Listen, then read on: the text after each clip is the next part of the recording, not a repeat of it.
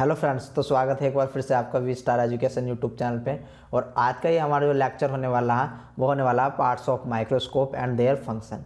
इससे पहले लेक्चर में हम पढ़ चुके हैं कि रिफ्रैक्शन इंडेक्स क्या होता है, रिफ्लेक्शन क्या होता है, रिफ्लेक्शन क्या होता है। इसके अलावा हम फोकल लेंथ, फोकल पॉइंट देख चुके हैं, तो वो बेसिक था।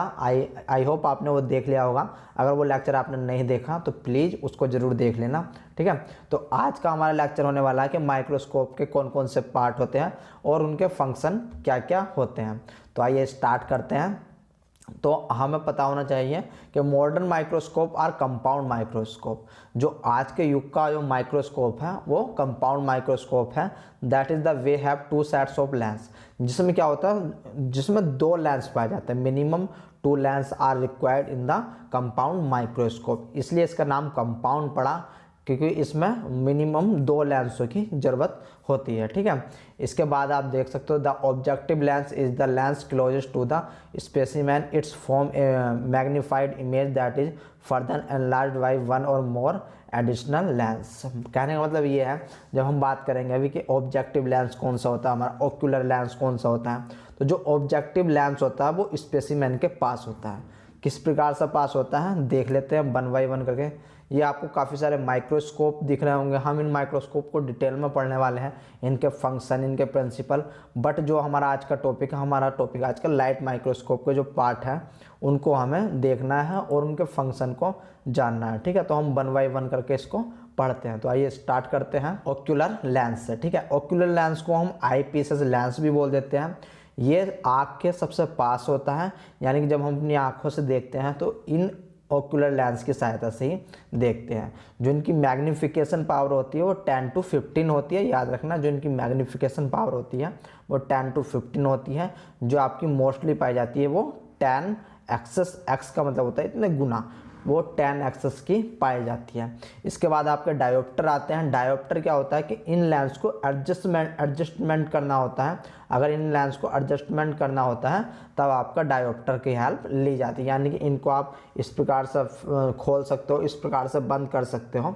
तो ये काम किससे होता है, ये होता है आपका डायोप्टर एडजस्टमेंट की वजह से, ठीक है। इसके बाद नंबर 3 पर आपका आता है हेड।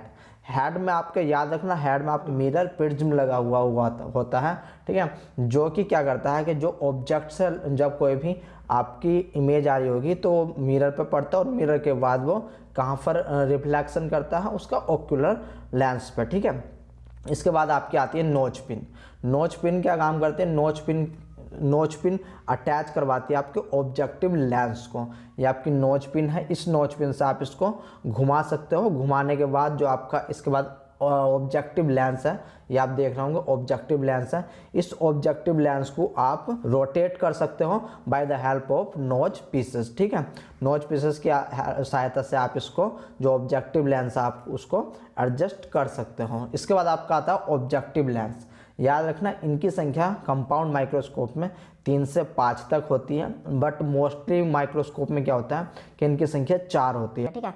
पहला जो होता है आपका 4x का होता है, सेकंड आपका होता है 10x का, थर्ड आपका होता है 40x का, एंड नंबर आपका फोर्थ होता है 100x का। याद रखना 100x को हम ऑयल इमर्शन के नाम से भी जानते हैं, ठीक है। तो ऑब्जेक्टिव लेंस में मोस्टली 4 प्रकार के हमारे लेंस होते हैं। इनको जो हम एडजस्ट करते हैं वो नोच पिन की सहायता से, नोच पिन बोल सकते हैं उसको, या फिर नोच पीस भी बोल देते हैं इसको। याद रखना, नोच पीस भी बोल देते हैं। तो इनको एडजस्ट, जो ऑब्जेक्टिव लेंस होते हैं आपके, वे किसकी सहायता से आपके एडजस्ट हो सकते हैं, नोच पीस की सहायता से।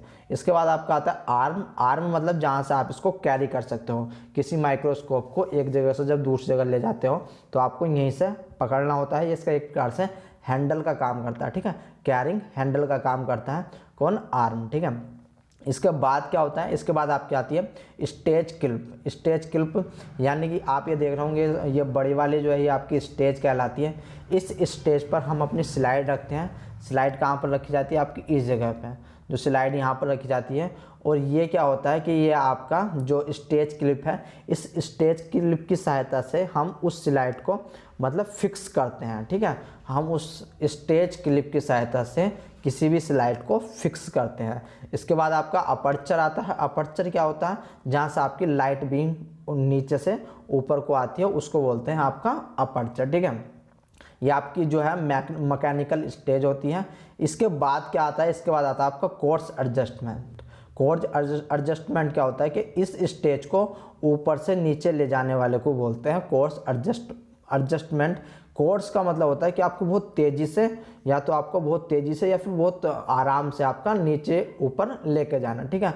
तो वो कौन करता है, कोर्स एडजस्टमेंट। जबकि आपका जो फाइन एडजस्टमेंट आता है वो क्या काम करता है, बहुत हल्का सा ऊपर लेकर जाएगा और बहुत हल्का सा आपका नीचे लेकर के आएगा, ठीक है। ये बड़ा वाला स्क्रू जो आपका कोर्स एडजस्टमेंट है, जबकि जो इसके बाहर लगा हुआ रहता है वो फाइन एडजस्टमेंट है। इसके बाद आपका आता है डायफ्राम। डायफ्राम क्या करता है, डायफ्राम जो आपका मैकेनिकल स्टेज होती है उसके नीचे लगा हुआ रहता है, और ये लाइट जो आपकी लाइट आ रही है वो कितनी आनी चाहिए कितनी नहीं आनी चाहिए, तो ये काम कौन करवाता है, डायफ्राम। डायफ्राम की वजह से हम लाइट का कलर चेंज कर सकते हैं, यानी कि ब्लू से हम ग्रीन कर सकते हैं, या फिर हमें जिस भी बीम की लाइट चाहिए वो हमारी डायफ्राम से आती है, ठीक है। इसके बाद आपका आता है स्टेज कंट्रोल। स्टेज कंट्रोल क्या होता है, जो आपकी एक क्लिप, जो स्टेज क्लिप लगी हुई होती है, इसको लेफ्ट राइट करने का काम या फिर आगे पीछे करने का काम कौन करता है, स्टेज कंट्रोल, ठीक है। स्टेज कंट्रोल आपका, ये भी आपका जैसे कि ऊपर वाला है तो ये ऊपर वाला आपका लेफ्ट राइट करेगा, जबकि जो नीचे वाला है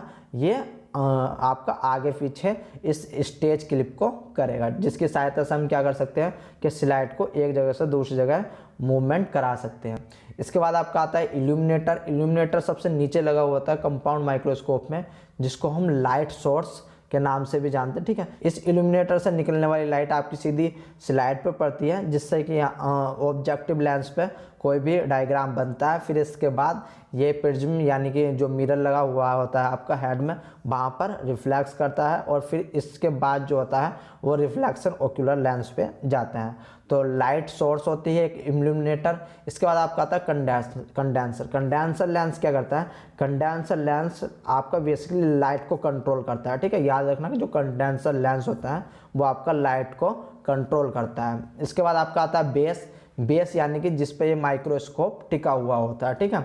इसके बाद आपका ब्राइटनेस एडजस्टमेंट, नीचे आपको कुछ स्क्रू दिए जाते हैं, जैसे ऑन ऑफ का रहता है, इसमें ऑन ऑफ का नहीं लिखा हुआ है, बट यहाँ पर ब्राइटनेस यानी कि आपकी जो इल्यूमिनेटर लाइट से लाइट पास हो रही है, इस लाइट को आप एडजस्ट कर सकते हो by the help of brightness adjustment से। इसके बाद आपका लाइट स्विच है कि आपको लाइट को ऑन करना है ऑफ करना है, ठीक है, ये है। इसके बाद एक आपका ऑन ऑफ का भी रहता है, बट इसमें है नहीं। तो ये था गाइज आपका कंपाउंड माइक्रोस्कोप। सिंपल माइक्रोस्कोप को मैंने नहीं लिया है। सिंपल माइक्रोस्कोप में एक्चुअली ज़्यादा कुछ नहीं होता, वहाँ पर एक एडजस्टमेंट नॉब होती है, एक आपका ओक्यूलर लेंस होता है, ठीक है, और एक स्टेज होती है। इतना होता है आपका सिंपल माइक्रोस्कोप में। और याद रखना कि अगर आपके ओक्यूलर लेंस में 2 आई पीस लगे हुए होते हैं तो इसको बोलते हैं बाइनोक्यूलर, और आपका अगर सिंगल यहाँ पर जो ओक्यूलर लेंस लगा हुआ होता है तो उसको बोलते हैं मोनोक्यूलर, ठीक है। तो ये बात आप याद रखना। यहाँ पर मैंने कुछ इनके फंक्शन लिख दिया है, आप उनको 1 बाय 1 करके पढ़ सकते हो, ठीक है। ये आपके एग्जाम के लिए हेल्प रहेंगे, बट जो बेसिक था बेसिक मैंने आपको बता दिया है। आपको केवल ओक्यूलर लेंस का याद रखना कि ओक्यूलर लेंस अगर एक लेंस है तो उसको बोलेंगे मोनोक्यूलर, अगर 2 लेंस है तो उसको बोलेंगे बाइनोक्यूलर, ठीक है। वो मैंने आगे लिख दिया है, उसकी स्पेलिंग वगैरह मैंने सब आपकी लिख दी है। इसके बाद जो होता है आपका स्टेज आती है। स्टेज का आपका काम क्या होता है, स्टेज का काम होता है आपका स्लाइड को हैंडल करना, यानी कि उस पर स्लाइड रखी जाती है, ठीक है। तो इसके बाद मैंने ये कुछ इनके काम लिख दिए, चाहे कंडेंसर हो, स्टेज क्लिप हो आपके, ठीक है, डायफ्राम हो, मैंने सबके यहाँ पर वर्क लिख दिया, आप 1 बाय 1 करके पढ़ सकते हो। तो इसी के साथ thank you very much guys. अगर आपका कोई भी कॉम्पिटेटिव एग्जाम होता है तो माइक्रोस्कोप के पार्ट से आपका नहीं पूछा जाता है, ये केवल आपकी नॉलेज के लिए होता है, ठीक है। तो ये एक छोटा सा लेक्चर था।